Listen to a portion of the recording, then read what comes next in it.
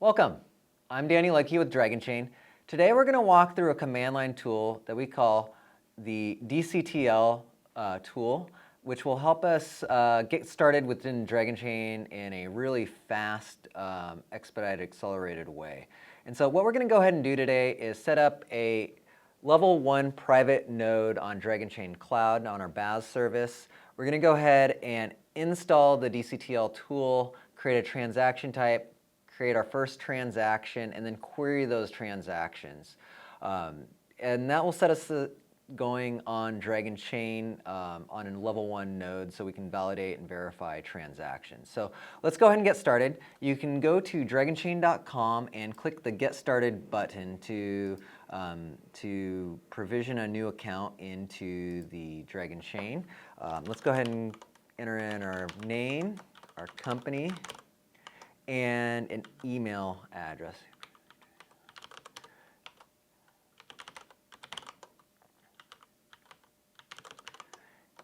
And let's go ahead and enter in a password and create the account.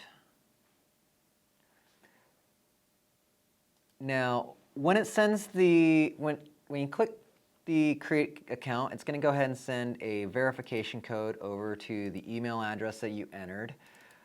Let's go ahead and open up that verification address, copy it over, and then paste it into the box itself.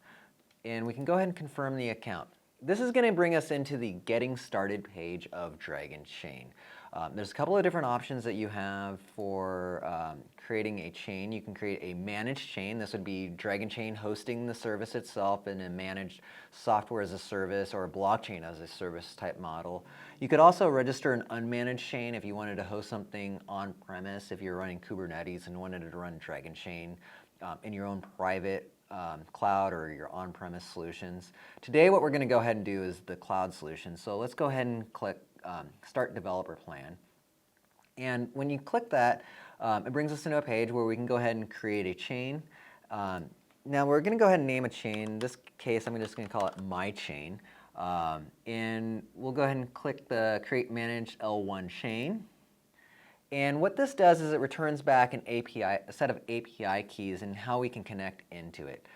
We really simplified this down by making a downloadable file, so we can go ahead and just click download, and we can go ahead and save that file. We're going to use these keys later on to be able to configure the DCTL tool. Let's go ahead and close this box down. And we can see that the chain itself is initializing. It normally takes about 10 minutes for an L1 chain to initialize for the first time. In the meantime, let's go ahead and get started with the DCTL tool. So if we go to the Dragonchain repository on GitHub, that's github.com/Dragonchain, you can see a number of different projects or repositories that we have in here. And here's the DCTL toolkit itself. If we click on DCTL, we can take a look at the README file, and we can see the system requirements for setting up Dragonchain. In this case, it requires node and npm. So let's go ahead and open up a command prompt. And on the command prompt, we're going to go ahead and just see if node is installed. So we're going to type node -v. And that should return back a version. In this case, it's 10.15. And we also need npm. So let's go ahead and type npm -v. And in this case, it returned back 6.4.1. And so both node and npm are installed on my box. So if you didn't have node or npm installed, you could go to nodejs.org and install it. The package right here, this 12.11.1 is a current package. You can install it both for Windows, Macs, or get the source code. This package installs both npm and Node.js, so there's only a single package to install. And then once it's available, you're ready to install the DCTL tool. Now, it's as simple as just typing in npm install -g DCTL, and that will go ahead and install the package. So let's go ahead and do that. npm install -g DCTL, and this pulls the package from npm. Should be finishing up in just a couple seconds, and there we go. It is done, and it took just 5.5 seconds to download the package, and it's all set. Now, if I type DCTL, I should get some responses back, and I can see all the commands here. If I type DCTL -V, it returns back the version. Now, if I go ahead and do DCTL -status,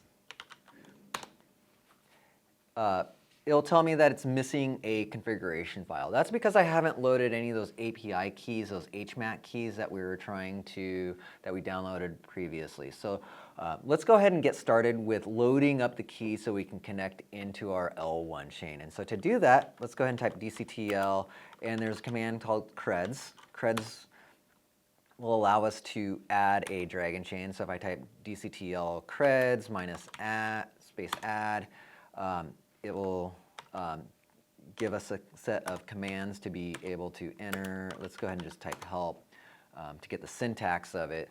So in this case, what we're going to go ahead and do is type DCTL cred add. We want to go ahead and type in the Dragonchain ID. So to do that, let's go ahead and open up this file. We're going to go ahead and take the Dragonchain ID, which was in the square brackets from that master's file. We're going to go ahead and click that, and we're going to also use a endpoint, the endpoint API. So let's go ahead and grab that, starting at the HTTPS all the way to the api.dragonchain.com. And so let's go ahead and do space -e, and we're going to go ahead and paste in the api.dragonchain.com URL. And it's going to prompt us for our HMAC key ID. So we're going to go ahead and pull that from the file itself. That's the shorter key ID, and we're going to go ahead and copy that, paste that into the key ID, and let's go ahead and copy the auth key from the master file and paste that in there. And it's now set up the credentials files. And so now if I do a DCTL -status, you can now see that it's connecting into my L1 chain with the ID that starts with 27. And so now I'm able to actually query the key. If I wanted to take a look at more at the creds, I could do something like DCTL K for creds and do an LS to take a look at all the chains that I have configured within my credential files. I only have one chain right now, which is the default chain starting with 27. Before I can create a transaction on my chain, I need to create a transaction type. So let's go ahead and do that. So in this case, let's just go ahead and type DCTL, and there's a command called TT, or transaction type. And transaction type lets me do a command called create.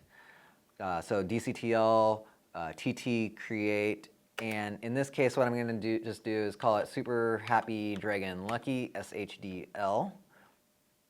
And that's going to go ahead and create my first transaction type on my chain. If I did a DCTL transaction type LS, it'll go ahead and list all the transaction types on there. There's only one transaction type, but I could create other different types of transactions. So let's just go ahead and create another type of transaction. Let's just call this one JoJo. And so now I have two transaction types on my chain. If I do a DCTL TT LS, I can see that there is a JoJo transaction type and an SHDL transaction type. Now, let's go ahead and create our first transaction. To do that, we're going to go ahead and type DCTL, and there is a command called transaction. And we can do a transaction create. And to do a transaction create, it asks for a number of different commands. So in this case, it's going to ask for a transaction type. We're going to call this one Super Happy Dragon Lucky. We're going to call the payload. In this case, let's go ahead and do a curly bracket. And because I'm in Windows, I need to escape my quotes. But this is just a key value pair. So let's do escape quote, and I'll just do name. And let's go ahead and escape that. Put a colon in there. And in this case, let's go ahead and escape that colon. And my name is Danny. We'll go ahead and escape that and colon and wrap it up with a curly bracket. And let's give it a tag actually too. So let's give it a tag of name, of first name. And now let's go ahead and hit enter. And I can see that it gave me a 201, that the status was successful. And then I got a transaction ID back. So now if I wanted to go ahead and take a look at that transaction, I could do a DCTL and I could do a DCTL transaction, and there's a transaction get, and I could do a get and the actual transaction number or ID that I had from down up above, paste it in there, and it returns back the header information with the tags that I put in there of first name. It gives me the payload of my name being Danny and the proof that that transaction took place and that the transaction was successful. Now, if I wanted to create another transaction, I could go ahead and create a transaction. In this case, let's go ahead and call this one a JoJo type. And since it's a JoJo type, let's just call the name Joe itself. And it went ahead and created a JoJo type of transaction called with the name of Joe. So we can go ahead and create another transaction type in the JoJo type, and we can call that one Brandon, and press enter, and it also returns back another transaction type for me. So now if I wanted to go ahead and query those transactions, we can go ahead and do DCTL, and we can do DCTL transaction type, and there's a query command. Query commands require a transaction type. So in this case, we're going to go ahead and do JoJo, and the query that we're going to do is just first name, right? The tag that we entered in before. And what's going to happen is it's returning back the JoJo transaction type with the payload of Joe, and it returned back the transaction type of the payload for Brandon. But you can see that it did not return the transaction payload for Danny because it was a different transaction type that we called Super Happy Dragon Lucky, SHDL. So in that case, it would not show up in this case. But if we change the query type for the transaction type to Super Happy Dragon Lucky, we'll go ahead and be able to see the one transaction that was named Danny in that case. So there's a series of different other types of commands that you can use on DCTL.